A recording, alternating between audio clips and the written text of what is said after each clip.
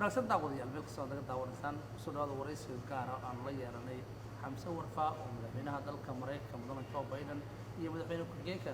Kamala Harris ay maanta u magacaabeen la taliyaha sare ee wasaaradda arrimaha dibadda dalka Mareykanka. mudane xamse warfaa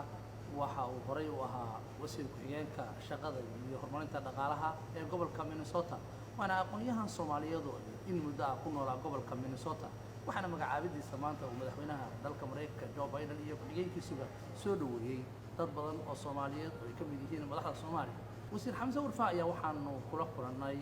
hoyga uu ka degan yahay ee gobolka Minnesota. waxaanu weydiinaynaa dareenkiisa iyo bal sida ay tahay. wasiir soo dhawow. waan dhawahay walaal Cabdixakiin, aad baad u mahadsan tahay. waxaan rabaa marka hore inaan ku weydiiyo bal maanta waa lagu magacaabay waxaa ku magacaabay madaxweynaha dalka Mareykanka iyo madaxweyne ku-xigeenka. arrintaas maxay kaaga dhigan tahay? waa runtii farxad shakhsiyaad iyo farxad guud oo umadeed. sharaf bay tahay, sharaf bay u tahay dadka maaragtay Mareykanka, gaar ahaan dadka inta badan miiska talada lagu gooyo aan maaragtay aan fariisan jirin ama ku tira yaraa. waxaan rajeynayaa inay noqoto mid waxtar u leh ummadda. insha Allah aan rajeynaya inuu ilaahay igu guleeyo aniga iyo maaragtay xukuumaddan rajeynaya inay mabda'a iyo fikradahay soo bandhigayso ee ku saabsan gaar ahaan xuquuqul insaanka, dimuqraadiyiinta oo ah arrimo runtii aanu halkan ku nacfinay dadkanaga Soomaaliyeed ee gobolkan degan ee waddankan degan inay noqoto haddii ilaahay yiraahdo. waa gartay wasiir waxaa tahay aqoon-yahan Soomaaliyeed oo ku nool gobolka Minnesota. madaxweynaha iyo ku-xigeenkiisa waxay kugu doorteen waaxda arrimaha dibadda. arrintaas bulshada Soomaaliyeed soo kordhinaysaa? walaal waxay u soo kordhinaysaa runtii waddanka Mareykanku isbeddel xawli ku socda ayaa socda, kaasoo runtii ku salaysan su'aalo mabaadii waddan noocee ah ayaynu nahay, waddan noocee ah, jiha noocee ayaynu ku soconnaa. waxaynu ognahay in sanadkii doorashadii ugu dambeysay ee Mareykanka ka dhacda uu noqday markii koowaad ee madaxweyne waddankii laga guuleystay uu su'aal ka keeno guushii laga guuleystay. waxay abuurtay jawi iyo cabsi badan in waxyaabaha xasiloonida u ahaa waddankan ay kow ka tahay in qofkii doorashada ku soo baxaa maaragtay waddanka nidaam iyo sistemyo boqolaal sano soo jiray mar walba madaxweynaha laga guuleysto midka cusub ee la doorto uu ku wareejin jiray. taasi waxay keentay in wiiqanto dimuqraadinimadu, cabsi badan ay abuurto. marka waxay runtii ka dhigan tahay in karaamada qofka shakhsiga waa inuu yahay qof xor ah, qof xor u ah qofka uu dooranayo rabo inuu dowlad ahaan ku matalo, qof fikirkiisa xor u ah oo laabtiisa isagoo heshiis la ah qofka uu aaminsan yahay siyaasiyan inuu taageero inuu maaragtay taageeri karo. arrimahaas oo dhan guud ahaan adduunka gaar ahaan Mareykanka caqabado badan baa ka soo kordhay. marka bishii la soo dhaafay December sanadkii 2021 madaxweyne Biden iyo xukuumaddiisu waxay qabteen shir caalami ah oo 100 waddan ay ka soo qayb galeen. aalada shaashada internetka lagu maaragtay shirkaasi uu ka dhacay. hadafkuna ahaa sidee loo abuuraa jawi dadku ee dimuqraadinimada iyo ilaalinta xuquuqul insaanka lagu xoojinayo. madaxweynuhu wuxuu shirkaa kaga dhawaaqay in sanadkan 2022 uu noqon doono sanadka ficil dhab ah la qaadi doono. marka xilkan ay magacaabay wuxuu qayb ka yahay ku dhawaaqidda uu madaxweynuhu ku dhawaaqay in la xoojiyo dimuqraadinimada iyo xuquuqul insaanka, tallaabooyin muuqdana in laga qaado sanadkan iyo sanadaha soo socda Mareykanka gudihiisa iyo adduunkaba. markii lagu magacaabay oo aad maqashay in shaashadaha aad ku aragtay magacaaga ordayay sawirkaaga maxaa dareentay? runtii ma aha markii koowaad oo xukuumadda aan wada shaqeyno. waxaan ahaa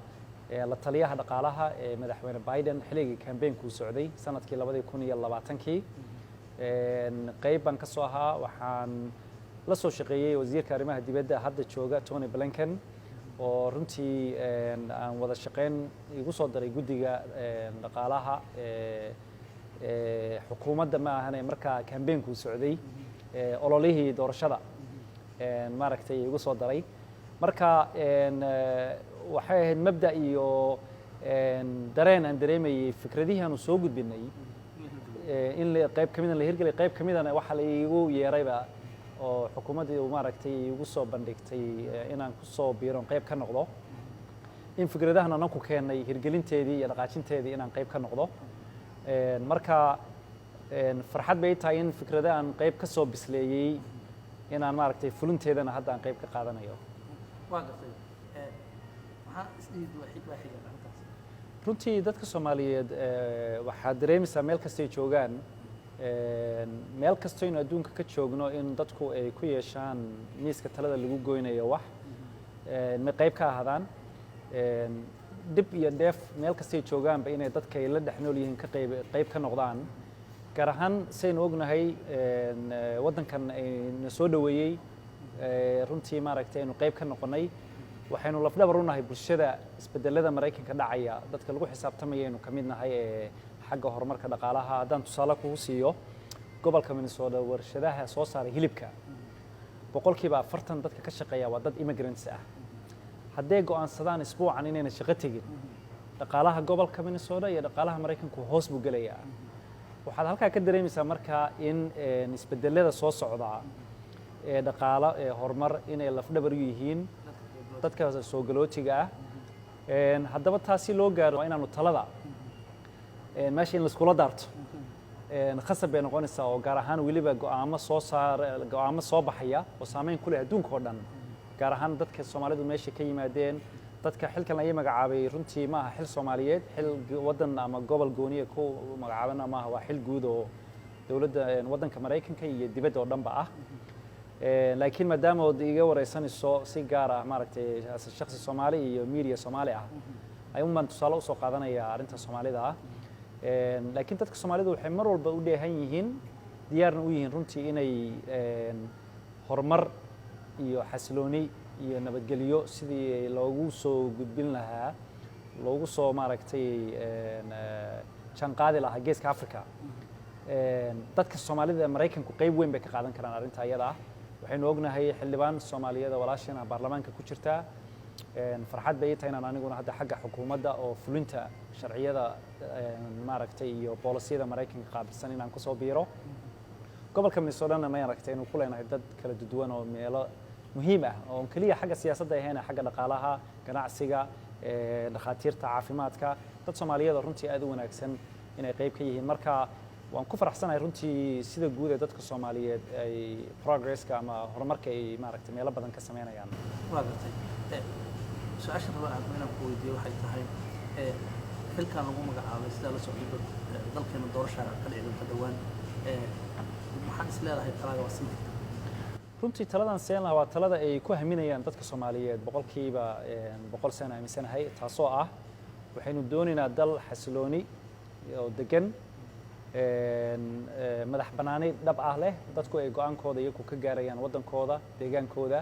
hadafka runtii xukuumadda madaxweynaha muhiimad gaar ay u leedahay in la helo geeska Afrika oo degan sababtoo ah geeska Afrika dhaqaalaha adduunka kanaalada ay soo maraan geeska Afrika ku yaala marka geeska Afrika oo degan waxay ka dhigan tahay xasilooni adduunka oo dhan soo gaaraysa waxay ka dhigan tahay dawladda Mareykanka oo runtii iyo dadka shacabka Mareykanka oo dhaqaalahoodu u wanaagsanaado marka waxaan aaminsanahay inay mowqifka madaxweynaha iyo xukuumaddu inuu taas maaragtay ku qotomo taana maaragtay la xoojin doono waxaan doonayaa inaan insha Allah aan booskan hore ma laga tasho booskan waa xukuumadda ayaa ila soo xiriirtay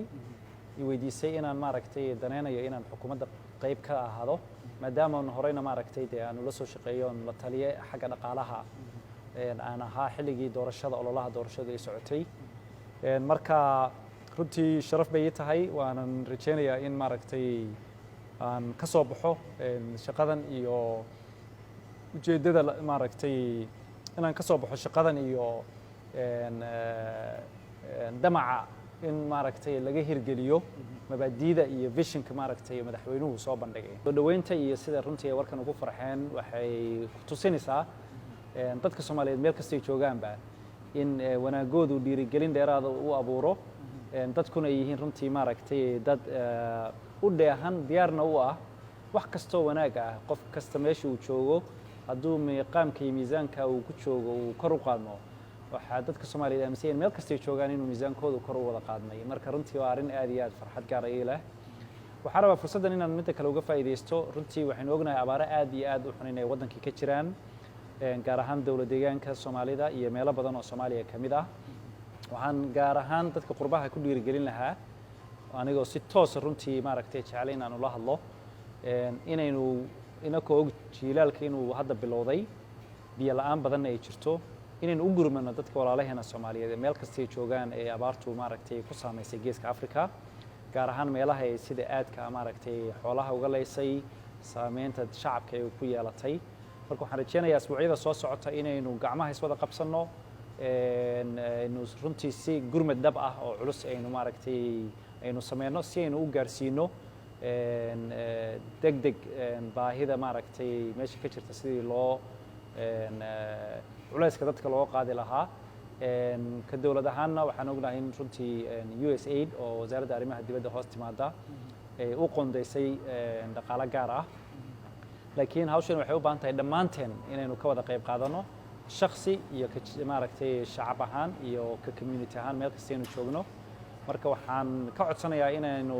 dhammaanteen iska kaashanno sidaynu arrimaha abaaraha aynu maaragtay gacan miisaan leh uga geysan lahayn aad baad u mahadsantihiin aad baad u mahadsantahay kaas wuxuu ahaa isubuxiinka shaqada iyo horumarinta dhaqaalaha oo maanta madaxweynaha dalka Mareykanka mudane Joe Biden iyo madaxweyne ku-xigeenka Kamala Harris ay u magacaabeen la taliyaha sare ee wasaaradda arrimaha dibadda dalka Mareykanka